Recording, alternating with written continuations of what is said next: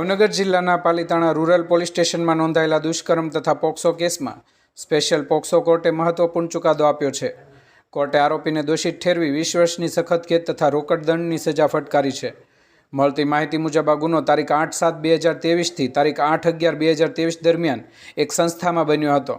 ફરિયાદી દ્વારા તારીખ 16/11/2023ના રોજ પાલિતાણા રૂરલ પોલીસ સ્ટેશનમાં આઈપીસી કલમ 376 તથા પોક્સો અધિનિયમની વિવિધ કલમો હેઠળ ગુનો નોંધવામાં આવ્યો હતો। તપાસ દરમિયાન સામે આવ્યું હતું કે સંસ્થાના વ્યવસ્થાપક સહિતના આરોપીઓએ ફરિયાદીની સગીર દીકરી સાથે જાતિ સતામણી અને દુષ્કર્મ આચર્યું હતું। પોલીસે બંને આરોપીની ધરપકડ કરી સચોટ અને મજબૂત પુરાવાઓ એકત્રિત કરીને કોર્ટમાં ચાર્જશીટ દાખલ કરી હતી। આ કેસની સુનાવણી ભાવનગરના 3જા એડિશનલ સેશન્સ જજ તથા સ્પેશિયલ પોક્સો કોર્ટના જજ હેતલબેન દવે સમક્ષ ચાલી જતા સરકારી વકીલ શ્રી ગીતાબા પી જાડેજા દ્વારા રજૂ કરાયેલ દલીલો, પુરાવા અને સાક્ષીઓના આધારે કોર્ટે બંને આરોપીઓને દોષિત જાહેર કર્યા હતા।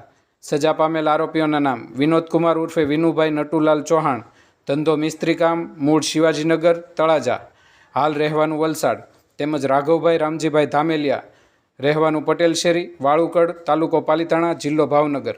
આ ગુનાની તપાસ તે સમયના સીપીઆઈ જે.આર. ભાચકન અને તેમની ટીમ દ્વારા કરવામાં આવી હતી, જેમાં નાગજીભાઈ ગોવિંદભાઈ તેમજ વિજયસિંહ ગંભીરસિંહ, જાહિદ હુસેન બચુભાઈ, અજયસિંહ નીરુબા સહિતના પોલીસ સ્ટાફ આ કામગીરીમાં જોડાયા હતા।